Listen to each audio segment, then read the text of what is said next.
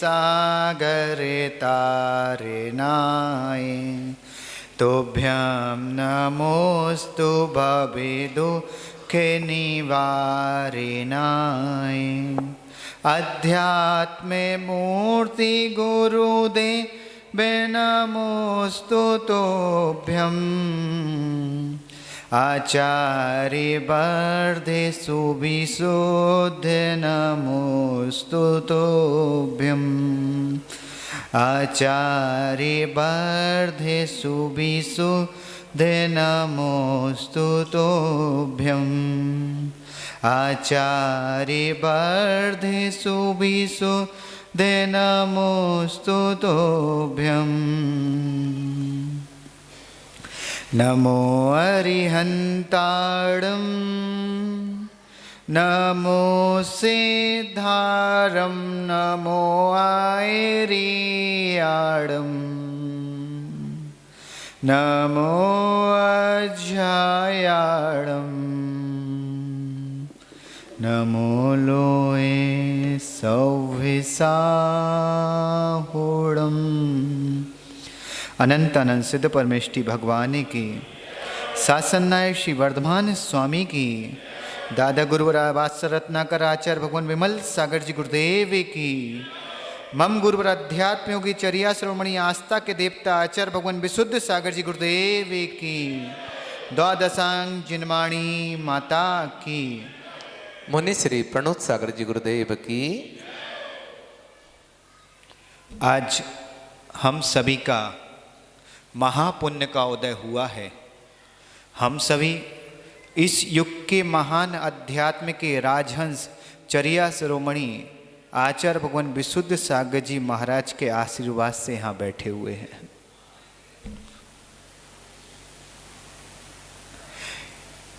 एक संगीतकार था और नया नया संगीतकार था,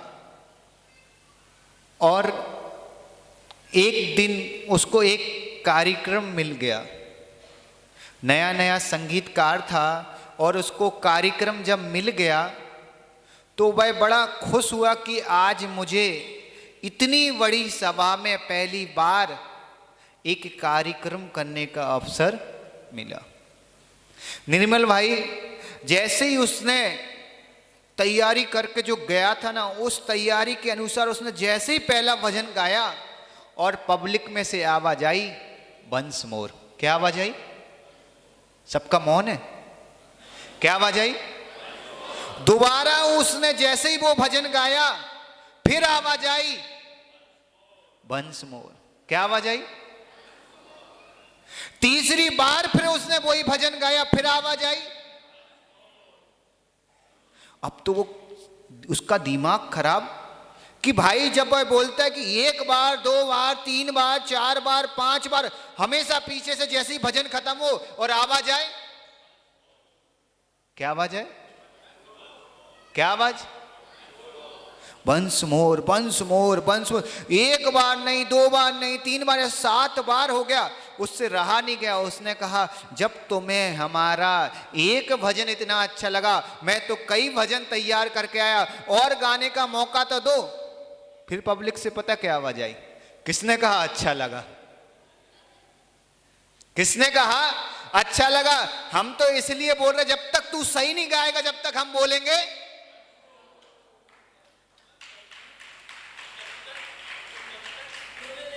जब तक तू सही नहीं गाएगा, सुर में नहीं गाएगा, तब क्या आवाज आएगी? Once more. निर्मल भाई बड़े ताव से बता रहे, महाराज जी सुर में नहीं गाएगा। तुम खुद तो बताओ, कर में तुम्हें कितने भाव से वंस मोर बोले जा रहे, तुम कब सुर में गाओगे? इस संसार से जब तक तुम सुर में नहीं गाओगे, तिर नहीं पाओगे, जब तक तुम्हारा दूसरा भजन होने वाला।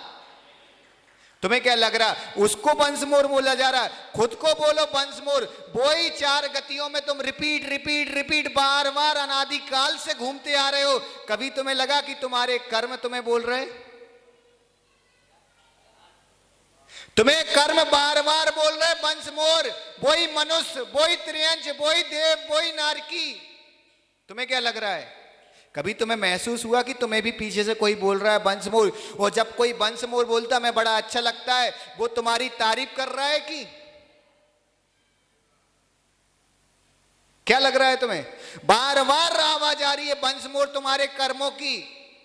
और सबसे बड़ी बात, ये सौभाग्य मानना अपना कि अपन जैन कुल में जन्मे, उस कुल में जन्मे जिस कुल में भगवान की वाणी में स्पष्ट लिखा है कि तुम्हारे जो कर्म भी है ना, वो सब तुम्हारे द्वारा किए हुए हैं। यहां बैठे किसी व्यक्ति को आज तक कांटा लगा? राजेश भैया, आप इतना बिहार कराते गुरु भगवान, तो कभी तो पैर में कांटा चुभा? किसी को कांटा चुभा आज तक? कभी तुमने एक चीज देखा निर्मल भैया, जब कांटा चुभता है तो ईमानदारी से बताना कि कांटा तुम्हें चुभता कि तुम कांटे को चुभते हो? हैं? कांटा तुम्हें चुभता है कि तुम कांटे को जाके चुभते हो? कांटा बोलता हाँ भाई कि तुम जाके चुभते हो, और हम क्या बोलते? ईमानदारी की बात है कि जब भी कांटा चुभता है तो कांटे को गाली देते हो कि खुद को देते हो?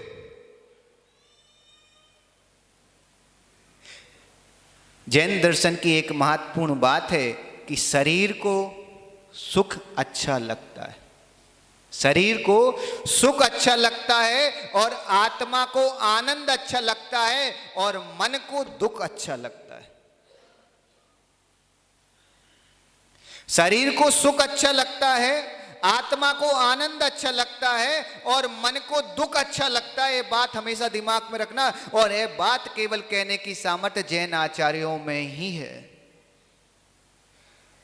आपके मन में हजारों घटनाएं हैं, लेकिन ईमानदारी से कभी आप अपने मन को टटोल के देखना, सारी घटनाएं वही हैं जिनने तुम्हें दुख दिया, जिनने तुम्हारे साथ अच्छा किया। वो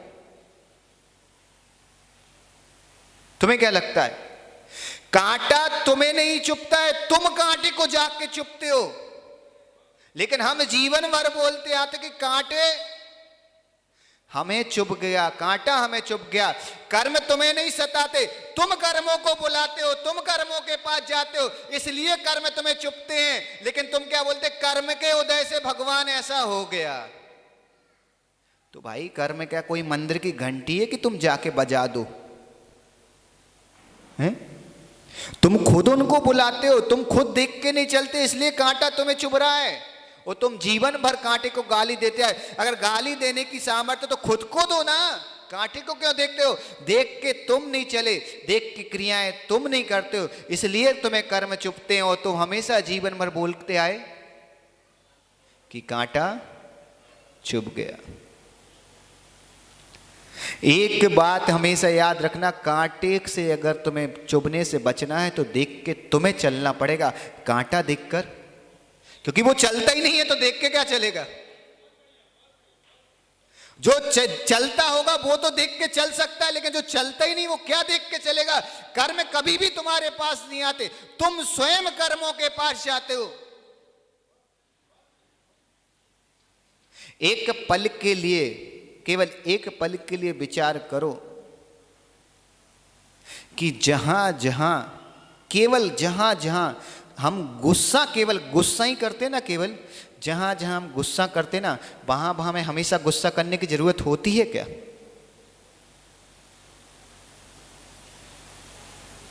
जहां जहां हम गुस्सा करते वहां वहां हमें गुस्सा करने की जरूरत नहीं होती। उसके बावजूद भी तो हम गुस्सा करते कि नहीं?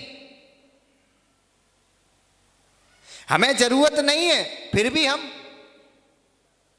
करते। लेकिन ईमानदारी से बताना पंडित जी, अगर आज आप पंचकर्णक कराने वाले हो, टेंट हाउस वाले से तुम्हें काम है, अगर वो थोड़ा 19-20 करते तो तुम एडजस्ट करते हो कि गुस्सा करोगे? क्यों? क्योंकि तुम्हें जरूरत है। एक बात याद रखना, क्योंकि हमें जहां जरूरत होती ना, फिर हम वहां गुस्सा नहीं करते, वहां करना भी पड़े तो भी नहीं करते। कारण यह है कि हमें जरूरत है, हमारा काम ना बिगड़ जाए। उसी तरह भगवान महावीर ने एक ही बात कही है। एक बात याद रखना, अंतिम बात कह के अपनी बात को विराम दूंगा। एक युवा बड़ी तेज बाइक से जा रहा था और रास्ते में बोर्ड लगा हुआ था, काय का? कि आगे रास्ता खराब है, आगे रास्ता बंद है। लेकिन युवा अवस्था का खून और बाइक पे सवार व्यक्ति धनाधन चले जा रहा, बोर्ड पढ़ने के बाद भी चला गया, और जब आगे देखा तो पुल टूटा हुआ था, और जैसे ही वापस आता है ना तो उसी बोर्ड पे पीछे लिखा हुआ था, आ गई अकल। क्या लिखा था? आ गई अकल। ईमानदारी से बताना, पूरा बाल अवस्था, पूरी युवा अवस्था में देव शास्त्र गुरु का नियम से तुम्हें सानिध्य मिला, वो तुम्हें समझाते रहे कि कर्मों से बचो, और जब बुढ़ापे में जब वो कर्म उदय में आते, फिर वो प्रभु कहते आ गई क्या? तो उस समय तो खून गर्म रहता है, बाइक पे सवार रहते हो, पुण्य की बाइक पे इस तरीके से सवार रहते कि कुछ आओ ताओ दिखता ही नहीं है, कहीं दिखता ही नहीं है कि जिनेंद्र भगवान के मंदिर में बैठकर, देव शास्त्र गुरु के सानिध्य में बैठकर भी तुम परिणामों को अशुभ करे जा रहे हो। हकीकत बताऊं ना, 100, 200, 1000 लोगों के बीच में पूजा करने वाला व्यक्ति भी अगर अपनी घर की या अपने परिवार की तो छोड़ो, अपने समाज की कोई नई बहू समाज में आई है शादी होकर, और वह धोखे से दूसरे या तीसरे दिन ही सलवार सूट पहनकर मंदिर में आ जाए, ईमानदारी से ना तुम्हारा पूजा में मन लगता कि वो लगता अमुक की बहू हमारे मंदिर में सलवार सूट में? तुम्हें क्या लग रहा है? तुम 24 घंटे में 1 घंटे आधा घंटे प्रभु को देने के बाद भी दुनिया को देखने में तुम्हें मजा आ रहा है, जबकि भगवान कह रहे हैं कि रास्ता खराब है, जिस रास्ते पे तुम देख रहे हो वो रास्ता नियम से खराब है, लेकिन अगर तुम तेज भग जाओगे तो वापस तुम्हें आना पड़ेगा। फिर प्रभु के बोर्ड में क्या लिखा रहेगा? सबका मौन है, हम ही लोग बोले आ गई ना अकल। इसलिए देव शास्त्र गुरु इतने बड़े गुरुदेव तुम्हें समझा रहे हैं, उसके बावजूद भी अगर तुम्हें समझ में नहीं आए तो बाद में वहां तो उसको बोर्ड पे लिखा मिल गया था, तुम्हें तो कोई लिखने वाला भी नहीं मिलेगा, खुद ही सोचना पड़ेगा। आ गई अकल। इसी भावना के साथ कि कोई हमसे ये बोले कि आ गई अकल, उसके पहले ही ना आ जाए अकल, और हम देव शास्त्र गुरु की आज्ञा पे चलने लगे, और नियम से हमसे कोई पीछे से कोई कर्म ना बोले बंस मोर, और हम अपना भजन स्वयं इतने अच्छे सुर में गाएं कि हम सिद्धालय में बैठ जाएं और नियम से प्रभु बन जाएं। इसी मंगल कामना के साथ बोलिए आचार्य भगवान विशुद्ध सागर जी महाराज की। मुनि जियो और जीने भी दो,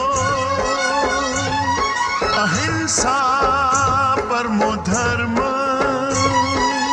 सूत्र है जियो और, सूत्र है जियो और।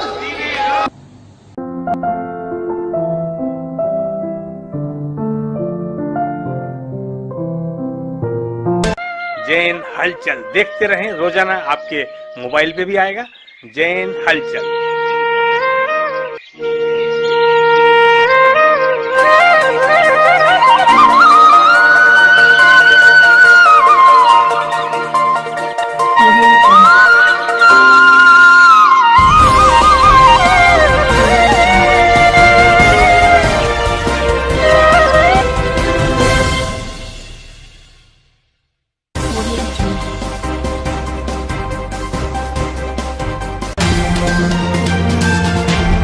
जियो और जीने भी दो,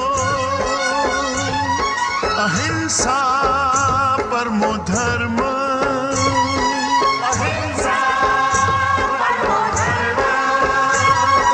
जीने का अधिकार है सबको।